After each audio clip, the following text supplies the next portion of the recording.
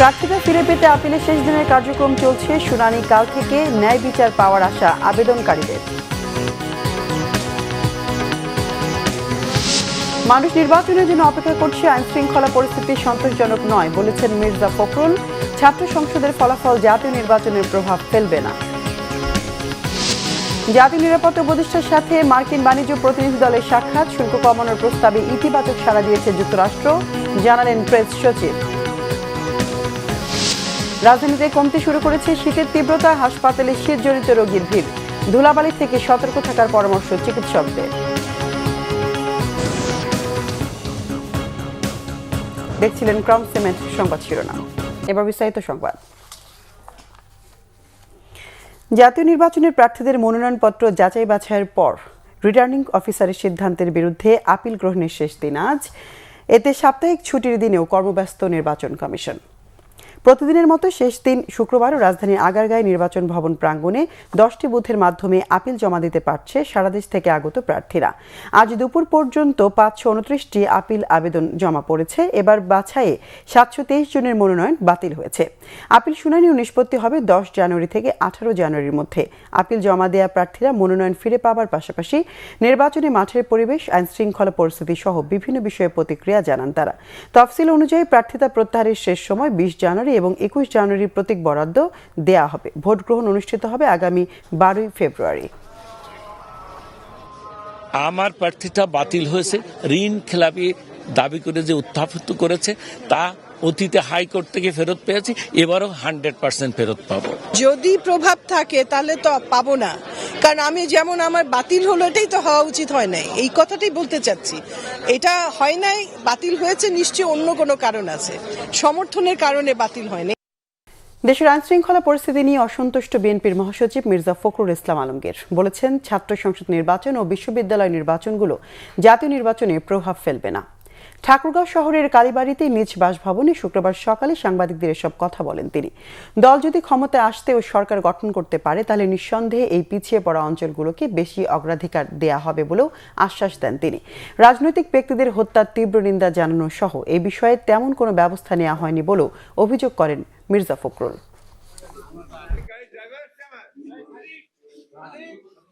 যে হারে রাজনৈতিক নেতৃবৃন্দকে খুন করা হচ্ছে, বিশেষ করে আমাদের দলের অনেক কয়েকজন নেতাকে হত্যা করা হয়েছে, খুন করা হয়েছে, আমরা এটা তীব্র নিন্দা জানিয়েছি, ক্ষোভ জানিয়েছি, কিন্তু সরকারের তরফ থেকে সেই ধরনের যে একটা ইফেক্টিভ ব্যবস্থা সেটা কিন্তু গ্রহণ করা হয়।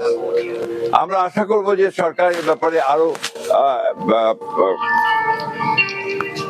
দায়িত্বশীল ভূমিকা পালন করবেন। বিশ্ববিদ্যালয়ের নির্বাচন, এটা আপনার জাতীয় নির্বাচনে কখনোই কোনোদিনই আপনার কোনো প্রভাব ফেলেনি। আমরা আশা করি এবারে সেভাবে কোনো প্রভাব ফেলবে না। সাধারণ মানুষের শ্রদ্ধা ও ভালোবাসায় সিক্ত হচ্ছেন সাবেক প্রধানমন্ত্রী বেগম খালেদা জিয়া। প্রিয় নেত্রীর আদর্শে অনুপ্রাণিত হয়ে দেশ গড়ার অঙ্গীকার করছেন তারা। সকাল থেকে বিএনপি এর সহযোগী সংগঠন ছাড়াও বিভিন্ন দলের নেতাকর্মীরা জড়ো হন সাবেক রাষ্ট্রপতি জিয়াউর রহমান ও 3 বারের সাবেক প্রধানমন্ত্রী খালেদা জিয়ার কবর জিয়ারতে। শুধু ঢাকা নয়, ঢাকার বাইরের বিভিন্ন জেলা উপজেলা থেকে আসা এই মানুষজনের চোখে মুখে শোকের গভীর ছাপ। দলীয় স্লোগান ছাড়াই নীরবে শ্রদ্ধা ও দোয়া করেন সাধারণ মানুষ। পরবর্তী প্রজন্মকে ইতিহাস স্মরণ করিয়ে দিতে অনেকেই ছোট ছোট শিশুদের নিয়েও আসছেন সমাধি প্রাঙ্গণে। বলছেন, জিয়াউর রহমান ও খালেদা জিয়ার সংগ্রামী জীবনের সাথে পরিচয় করিয়ে দিতেই শিশুদের নিয়ে আসা। শ্রদ্ধা জানাতে আসা নেতাকর্মীরা বলছেন, খালেদা জিয়া গণতন্ত্র উত্তরণে যে পথ দেখিয়ে গেছেন সেই পথেই তারেক রহমান দল ও দেশ পরিচালনা করবেন। দর্শক, এই মুহূর্তে জিয়া উদ্যানে আছেন সহকর্মী মামুন আব্দুল্লাহ, সরাসরি যুক্ত হচ্ছে তার সাথে। মামুন, শ্রদ্ধা জানাতে আসা মানুষের ভিড় কেমন দেখছেন, বিস্তারিত জানাবেন।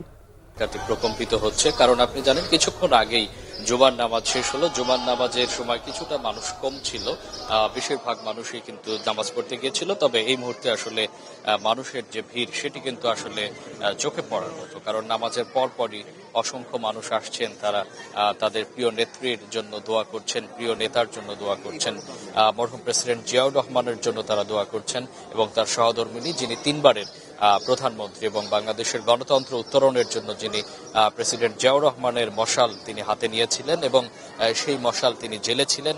এবং নেতাকর্মীরা বলছেন যে গণতন্ত্র উত্তরণের জন্য যে মশাল বেগম খালেদা জিয়া হাতে নিয়েছিলেন সেটি ধারাবাহিকতা রক্ষা করবে তারেক রহমান। সেই আশা তারা করছেন এবং তারা এখানে আসছেন নীরবেই। তারা কিন্তু সূরা ফাতিহা পড়ছেন এবং যা যা দোয়া দরুদ পড়া দরকার মুসলিম রীতি অনুযায়ী তারা সেসব দোয়া দরুদ পড়ছেন এবং দোয়া দরুদ পড়ে প্রিয় নেত্রীর জন্য মোনাজাতে কদরণরত অবস্থায় আমরা অনেককে দেখেছি। এবং সবচেয়ে খুব বিষয় বলার মতো একটি বিষয়, সেটি হচ্ছে যে ছোট ছোট বাচ্চাদেরকেও কিন্তু বাপ মা অভিভাবকরা তাদের শিশুদের হাত ধরে নিয়ে আসছেন, কারণ তারা বলছেন পরবর্তী প্রজন্মকে জানানোর দায়িত্ব কিন্তু তাদের।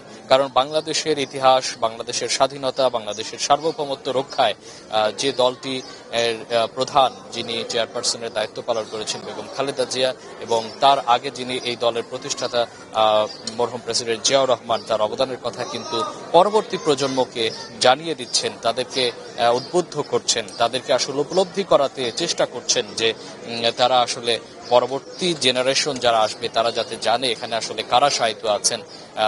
আমরা দেখেছি আসলে ঢাকার বিভিন্ন প্রান্ত থেকে এসেছেন মানুষজন এবং ঢাকার বাইরে থেকে অনেক মানুষ আসছেন। তারা যেটি বলছেন যে বেগম খালেদা জিয়া যে আশা নিয়ে বাংলাদেশের স্বাধীনতা সার্বভৌমত্বের জন্য যিনি কাজ করেছেন সেটি আসলে ধরে রাখার জন্য তারা কাজ করবেন বলে আমাদেরকে জানিয়েছেন, এবং তার যে আদর্শে যে অনুপ্রাণিত হওয়ার মতো যে বিষয়টি, সেই আদর্শ অনুপ্রাণিত হয়ে মূলত তারা তাদের যে কাজ সেই কাজটি তারা জাতীয়তাবাদী দলের পক্ষ থেকে তারা করবেন। এবং এখানে আসার পরে আমরা দেখছি যে অনেকে ধন্যবাদ আপনাকে। দর্শক, বিএনপি চেয়ারপারসন বেগম খালেদা জিয়ার সমাধিস্থল থেকে সঙ্গে ছিলেন সহকর্মী মামুন আব্দুল্লাহ। বাংলাদেশের শুল্ক কমানোর প্রস্তাবে ইতিবাচক সাড়া দিয়েছে যুক্তরাষ্ট্র, জানিয়েছেন প্রধান উপদেষ্টার প্রেস সচিব শফিকুল আলম। মার্কিন বাণিজ্য প্রতিনিধি রাষ্ট্রদূত জেসিমন গ্রিয়ারের সঙ্গে সাক্ষাৎ করেছেন জাতীয় নিরাপত্তা উপদেষ্টা ডক্টর খলিলুর রহমান। তিনি ইউএসটিআর সহকারী ব্রেন্ডন লিঞ্চের সঙ্গে একটি পৃথক বৈঠক করেছেন। বৃহস্পতিবার বিকেলে ওয়াশিংটন ডিসিতে তারা সাক্ষাৎ করেছেন। আজ সকালে প্রধান উপদেষ্টার প্রেস উইং এক বার্তায় বিষয়টি জানিয়েছেন। ডক্টর খলিলুর রহমান সাক্ষাৎকালে জেসিমন গ্রিয়ারকে বাংলাদেশ ও মার্কিন যুক্তরাষ্ট্রের মধ্যে বাণিজ্য ঘাটতি কমানোর অগ্রগতি সম্পর্কে অবহিত করেছেন। খলিলুর রহমান ইউএসটিআরকে বর্তমান 20% থেকে পারস্পরিক শুল্ক কমানোর প্রস্তাব দিয়েছেন। রাষ্ট্রদূত গ্রিয়ার এই প্রস্তাবটি ইতিবাচকভাবে বিবেচনা করার আশ্বাস দেন। এছাড়া মার্কিন ভিসা বন্ডে বাংলাদেশকে অন্তর্ভুক্ত করার প্রেক্ষাপটে নিরাপত্তা উপদেষ্টা রাষ্ট্রদূত গ্রিয়ারকে বাংলাদেশি ব্যবসায়ীদের ভ্রমণ সহজ করতে তার সদিচ্ছাকে কাজে লাগানোর আমন্ত্রণ জানান। আসন্ন ত্রয়োদশ জাতীয় সংসদ নির্বাচনের জন্য যথেষ্ট ভালো পরিবেশ রয়েছে বলে জানিয়েছেন প্রধান উপদেষ্টার প্রেস সচিব মোহাম্মদ শফিকুল আলম। ময়মনসিংহের এবি গুহ রোডে শিববাড়ি পরিদর্শনে এসে তিনি সব কথা জানান। প্রেস সচিব বলেন, সরকার মনে করে লেভেল প্লেইং ফিল্ড ঠিক আছে, ছোট বড় সব দলের জন্য পরিবেশ একই রকম রয়েছে। বর্তমানে প্রার্থীদের যাচাই বাছাই চলছে। এছাড়া প্রার্থীরা বাড়ি বাড়ি গিয়ে প্রচারণা চালাচ্ছেন। 22 জানুয়ারি থেকে পুরো দমে নির্বাচনী প্রচার শুরু হবে বলেও জানান শফিকুল আলম। ইলেকশন ক্যাম্পেইন শুরু হবে 22 জানুয়ারি। আমরা আশা করছি যে এই যে অ্যাটমসফিয়ার আছে, আমরা যথেষ্ট মনে করি এখনো ভালো অ্যাটমসফিয়ার আছে। ক্যান্ডিডেটরা অনেকে বাড়ি বাড়ি যে ভোট চাচ্ছেন, আমরা প্রচুর পোস্টার দেখছি, ইলেকশনের আমেজ সব জায়গায় আমরা দেখছি। আর লেভেল প্লেইং ফিল্ড দু একটা কথা বলেন, বাট আমরা দৃশ্যমান কোনো এমন কিছু দেখছি না যে জন্য মানে কেউ বলতে পারবেন যে দেশে লেভেল প্লেইং ফিল্ড নেই। আমরা মনে করছি পুরোপুরি লেভেল প্লেইং ফিল্ড আছে, এবং এটা সমস্ত ছোট পার্টির জন্য যেরকম, বড় পার্টিগুলোর জন্য সেরকম। ঘন কুয়াশা ও তীব্র শীতের প্রকোপ কিছুটা কমেছে। রাজধানী সহ সারা দেশে দেখা মিলেছে সূর্যের। আবহাওয়ার পূর্বাভাসে বলা হয়েছে আগামী 3 দিন হালকা কুয়াশা থাকলেও রোদ থাকবে, এতে বাড়বে তাপমাত্রা। তবে চলতি মৌসুমে 3 থেকে 4টি শৈত্যপ্রবাহ থাকবে, এতে তীব্র হতে পারে শীতের মাত্রা। এদিকে গত সপ্তাহে তীব্র শীতে হাসপাতালে বেড়েছে শ্বাসকষ্টজনিত রোগীর চাপ। মোবাশ্বের আহমেদের রিপোর্ট। গত 2 সপ্তাহ ধরে শীত জেঁকে বসেছে রাজধানী ঢাকাসহ সারা দেশে। সূর্যের দেখাও মেলেনি নিয়মিত, যা বাড়িয়েছে শীতের তীব্রতা। কিন্তু শুক্রবার নগরবাসীর দিন শুরু হয় আলো ঝলমলে রোদ দিয়ে। এতে কাটতে শুরু করেছে কুয়াশা, কমেছে শীত। রোদের দেখা পেয়ে তা উপভোগ করছেন সাধারণ মানুষ। চলমান শৈত্যপ্রবাহের মধ্যে কিছুটা স্বস্তিতে জনজীবন। আবহাওয়ার পূর্বাভাসে বলা হয়েছে আংশিক মেঘলাসহ সারা দেশে আবহাওয়া শুষ্ক থাকতে পারে, অপরিবর্তিত থাকতে পারে রাত ও দিনের তাপমাত্রা। শুক্রবার ঢাকার সর্বনিম্ন তাপমাত্রা 12.5 ডিগ্রি সেলসিয়াস। তাপমাত্রা বৃদ্ধির এ ধারা আগামী 5 দিন অব্যাহত থাকবে বলে জানিয়েছে আবহাওয়া অধিদপ্তর। ফগি কন্ডিশন থাকার কারণে লোকজনের ভিতরে ঠান্ডা লাগার অনুভূতিটা একটু বেশি। তো আজকে তো আমরা কিছুটা সূর্যের আলো দেখতে পাচ্ছি, যে যখন সূর্যের আলোর পরিমাণটা বাড়তে থাকবে, মানে সূর্যকিরণ আসতে থাকবে, তখন দিনের তাপমাত্রাটা একটু বৃদ্ধি পেতে থাকবে, তখন লোকজনের ভিতরে একটু স্বস্তি ফেরত আসবে। আশা করা যায় যে আগামীকাল থেকে সূর্যকিরণের পরিমাণটা একটু বৃদ্ধি পাবে। এদিকে গেল সপ্তাহের তীব্র শীত ও ঘন কুয়াশার কারণে রাজধানীর বক্ষব্যাধি হাসপাতালে বেড়েছে রোগীর সংখ্যা। এই প্রচণ্ড ঠান্ডায় একটু বাইরে গেলে মানে ঠান্ডার যে কুয়াশার যে ইয়ের জন্যে হয়তো সেই পরিমাণ গরম কাপড় আমি পরে যাইনি, আমার ঠান্ডা লেগে আমার হঠাৎ রাতে অ্যাজমার প্রবলেম দেখা দিছে, তাই আমি এসে ভর্তি হয়েছি। অ্যাজমা, নিউমোনিয়া ও ঠান্ডাজনিত রোগ যাদের রয়েছে সেসব রোগীদের ঘন কুয়াশা, ধুলাবালি ও ঠান্ডা এড়িয়ে চলার পরামর্শ চিকিৎসকদের। মুবাশির আহমেদ, বাংলা ভিশন, ঢাকা।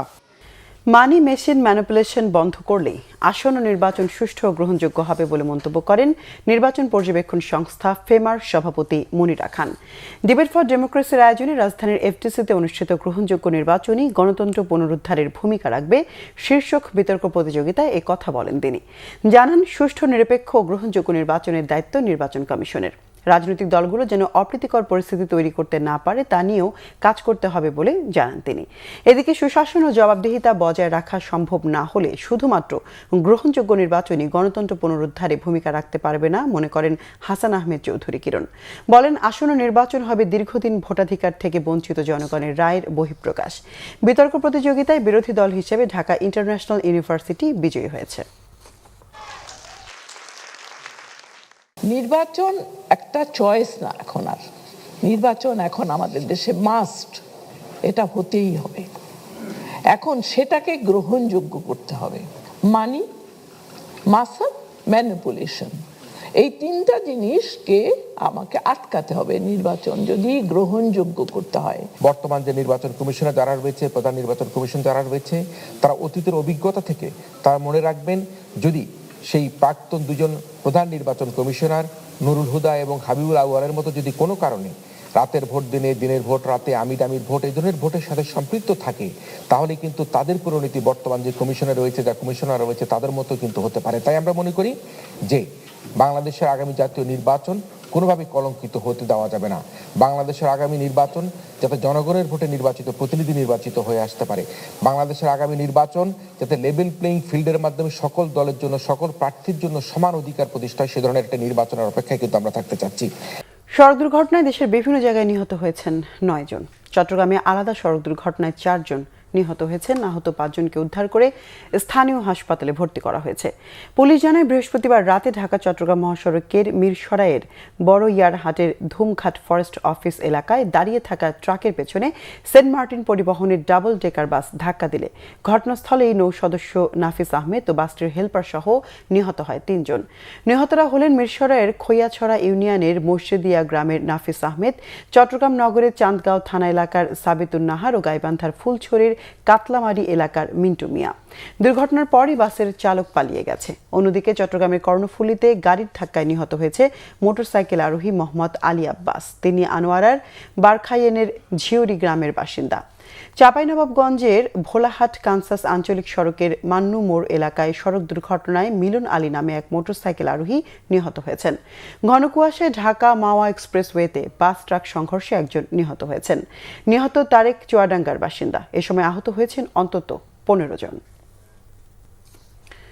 সবজির বাজারে অস্থিরতা, পিছিয়ে নেই মাছ মাংসের বাজারও।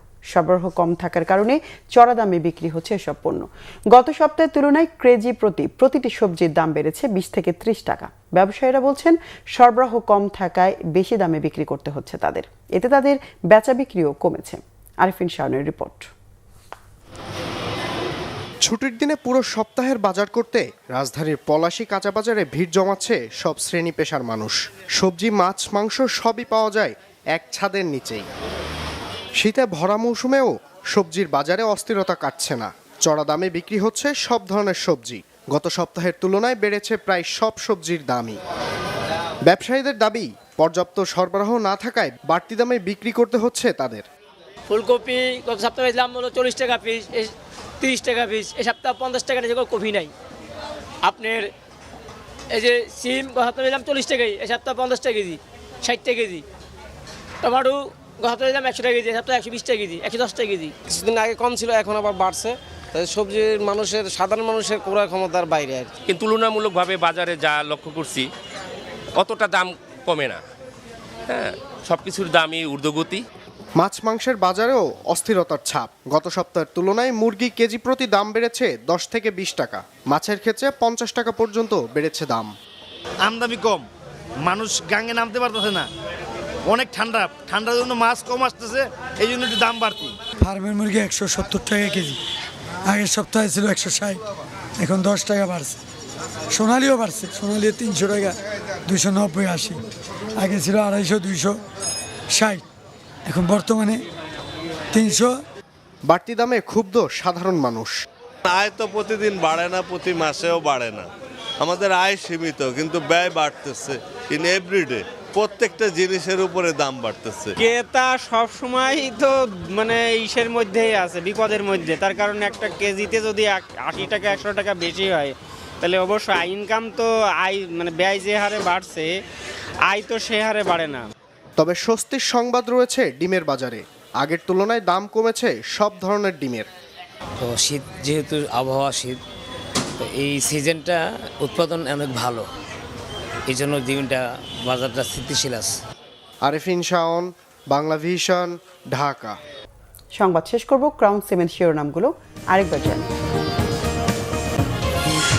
প্রার্থিতা ফিরে পেতে আপিলের শেষ দিনের কার্যক্রম চলছে। শুনানি কাল থেকে ন্যায় বিচার পাওয়ার আশা আবেদনকারীদের।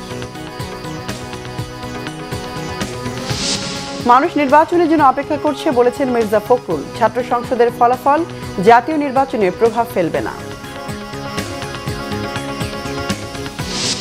জাতীয় নিরাপত্তা উপদেষ্টার সাথে মার্কিন বাণিজ্য প্রতিনিধি দলের সাক্ষাৎ। শুল্ক কমানোর প্রস্তাবে ইতিবাচক সাড়া দিয়েছে যুক্তরাষ্ট্র, জানালেন প্রেস সচিব।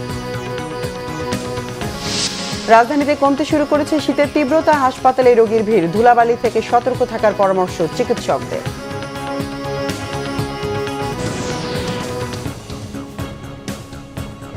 দর্শক, এই ছিল এখনকার মতো। পরের সংবাদ বিকেল 4টায়, এর আগে 3টায় রয়েছে নিউজ টপ 10। দেখার আমন্ত্রণ রইল, সঙ্গে থাকায় ধন্যবাদ।